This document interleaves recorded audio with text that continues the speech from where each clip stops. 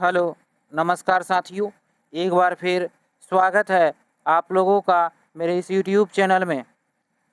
आज के इस वीडियो में हम लोग देखेंगे साथियों, बिहार पुलिस एग्ज़ाम 2026 से संबंधित जीके और जीएस के कुछ महत्वपूर्ण प्रश्नों को। तो आज का पहला प्रश्न है कि ककोलत जलप्रपात बिहार के किस जिले में स्थित है? तो इसका सही उत्तर होगा नवादा जिले में। साथियों, ककोलत जलप्रपात जो है वह बिहार के नवादा जिले में स्थित है। ऑप्शन नंबर ए 1 नंबर प्रश्न का सही उत्तर है। साथियों, बिहार में कुल 38 जिले हैं, इसे भी आप लोग ध्यान में रखेंगे। हमारा अगला प्रश्न है प्रश्न नंबर 2। प्रश्न नंबर 2 कह रहा है, अर्थव्यवस्था की दृष्टि से वन तथा मत्स्य किस क्षेत्र के अंतर्गत आते हैं? प्राथमिक क्षेत्र, द्वितीयक क्षेत्र, तृतीय क्षेत्र या इनमें से कोई नहीं? तो इसका सही उत्तर होगा साथियों कि अर्थव्यवस्था की दृष्टि से वन और मत्स्य जो है वह प्राथमिक क्षेत्र के अंतर्गत आते हैं। ऑप्शन नंबर ए प्रश्न नंबर 2 का सही उत्तर है।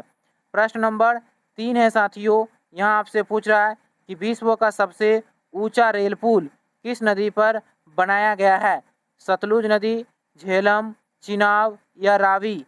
तो इसका सही उत्तर है साथियों कि विश्व का सबसे ऊंचा रेल पुल जो है वह जम्मू कश्मीर में चिनाब नदी पर बनाया गया है। ऑप्शन नंबर सी प्रश्न नंबर 3 का सही उत्तर होगा चिनाब नदी। चलते हैं प्रश्न नंबर 4 की ओर। प्रश्न नंबर 4 कह रहा है, महात्मा बुद्ध की जीवनी बुद्ध चरित्र के रचनाकार कौन थे? आनंद, नागार्जुन, वसुमित्र या अश्वघोष? तो इसका सही उत्तर है साथियों कि महात्मा बुद्ध की जो जीवनी बुद्ध चरित्र थे उसके रचनाकार अश्वघोष हैं। ऑप्शन नंबर डी प्रश्न नंबर 4 का सही उत्तर है। साथियों, 483 ईसा पूर्व में महात्मा बुद्ध का मृत्यु हुआ था। याद रखेंगे 483 ईसा पूर्व और 563 ईसा पूर्व में महात्मा बुद्ध का जन्म हुआ था। याद रखेंगे 563 ईसा पूर्व में महात्मा बुद्ध का जन्म हुआ था और 483 ईसा पूर्व में महात्मा बुद्ध का मृत्यु हुआ था। चलते हैं प्रश्न नंबर 5 की ओर। प्रश्न नंबर 5 कह रहा है, सूर्यवंश ने दिल्ली पर कितने वर्षों तक शासन किया? 10 वर्ष, 15 वर्ष, 18 वर्ष या 25 वर्ष? तो इसका सही उत्तर है साथियों कि सूर्यवंश ने दिल्ली पर 15 वर्षों तक शासन किया। 1540 से लेकर 1555 तक। साथियों, याद रखेंगे कि सूर्यवंश ने दिल्ली पर 15 वर्षों तक शासन किया। सूर्यवंश के जो संस्थापक थे वह शेरशाह सूरी थे। शेरशाह सूरी जो थे साथियों वह सूर्यवंश के संस्थापक थे। अगला प्रश्न है प्रश्न नंबर 6। प्रश्न नंबर 6 कह रहा है कि अरावली श्रेणी की सबसे ऊंची चोटी कौन सी है? यहाँ आपसे पूछ रहा है कि अरावली श्रेणी की सबसे ऊंची चोटी कौन सी है? गुरु शिखर, अनाईमुड़ी, धूपगढ़ या इनमें से कोई नहीं? तो इसका सही उत्तर है साथियों कि अरावली श्रेणी की सबसे ऊंची चोटी जो है वह गुरु शिखर है। ऑप्शन नंबर ए इस प्रश्न का सही उत्तर है। गुरु शिखर की जो ऊंचाई है साथियों वह 1722 मीटर है। ध्यान रखेंगे अरावली श्रेणी की सबसे ऊंची चोटी गुरु शिखर है जिसकी ऊंचाई 1722 मीटर है। चलते हैं प्रश्न नंबर 7 की ओर। प्रश्न नंबर 7 करा, भारत में अरेबिका कॉफ़ी किस राज्य में उगाई जाती है? असम, उत्तराखंड, पश्चिम बंगाल या कर्नाटक? तो इसका सही उत्तर है साथियों कि भारत में अरेबिका कॉफ़ी जो उगाई जाती है वह कर्नाटक राज्य में उगाई जाती है। ऑप्शन नंबर डी प्रश्न नंबर 7 का सही उत्तर है। कर्नाटक राज्य की राजधानी जो है साथियों वह बेंगलुरु है। और साथियों, हाल ही में कर्नाटक के मुख्यमंत्री डी.के. शिव कुमार बने हैं। इसे जरूर याद रखेंगे कि हाल ही में कर्नाटक के नए मुख्यमंत्री डी.के. शिव कुमार बने हैं। अगला प्रश्न है प्रश्न नंबर 8। प्रश्न नंबर 8 कह रहा है कि बैरन द्वीप में स्थित है? अरब सागर में, अंडमान सागर में, मन्नार की खाड़ी में या बंगाल की खाड़ी में? तो इसका सही उत्तर है साथियों कि बैरन द्वीप जो है वह अंडमान सागर में स्थित है। ऑप्शन नंबर बी प्रश्न नंबर 8 का सही उत्तर है साथियों। बैरन द्वीप जो है साथियों वह अंडमान निकोबार द्वीप के बीच में स्थित है साथियों।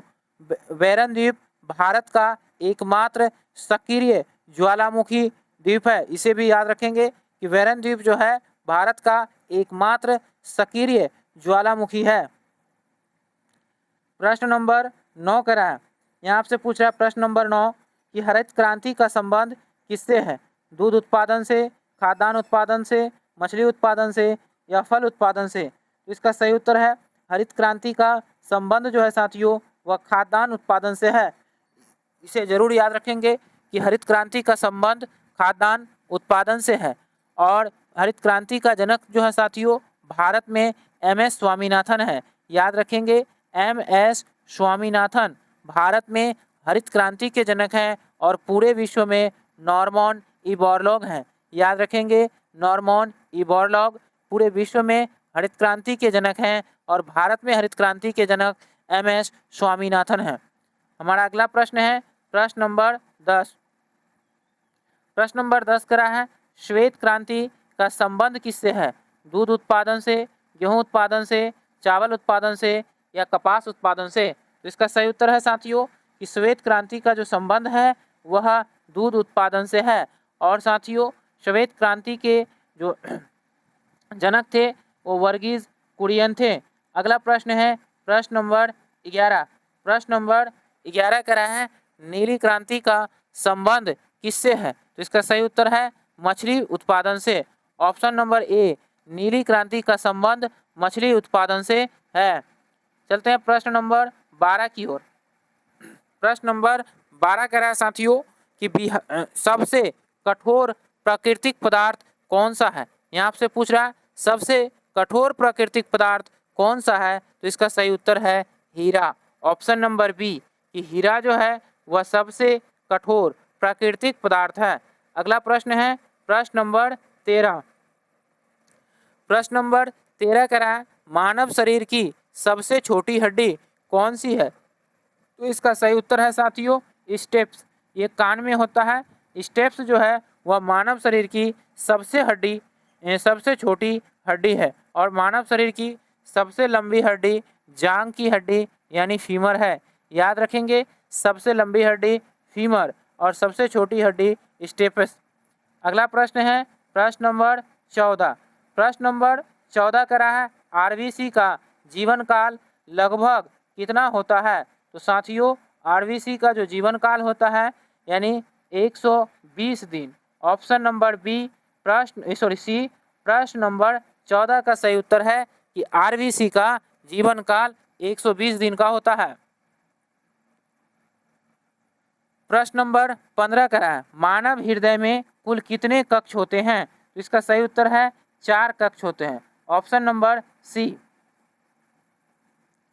प्रश्न नंबर 16 पूछ रहा है ऊष्मा का SI मात्रक क्या है? तो साथियों ऊष्मा का जो है SI मात्रक जो है वह जूल है। ऑप्शन नंबर बी प्रश्न नंबर 16 का सही उत्तर है कि ऊष्मा का SI मात्रक जूल है। अगला प्रश्न है साथियों प्रश्न नंबर 17। प्रश्न नंबर 17 करा है 1815 ईस्वी में किसने आत्मीय सभा की स्थापना किया था? याद रखेंगे कि 1815 में किसने आत्मीय सभा की स्थापना किया था? तो इसका सही उत्तर होगा राजा राम मोहन राय ने। साथियों 1815 में आत्मीय सभा की स्थापना राजा राम मोहन राय ने किया था। प्रश्न नंबर 18 है आपसे पूछा जा रहा है साथियों कि सत्य शोधक समाज की स्थापना कब हुई थी? तो इसका सही उत्तर है 1873 में। साथियों 1873 में सत्य शोधक समाज की जो स्थापना किए थे वो थे ज्योतिबा फुले। याद रखेंगे ज्योतिबा फुले ने 1873 में सत्य शोधक समाज की स्थापना किया था। चलते हैं प्रश्न नंबर 19 की ओर। प्रश्न नंबर 19 कह रहा है किस नदी को उड़ीसा का शोक कहा जाता है?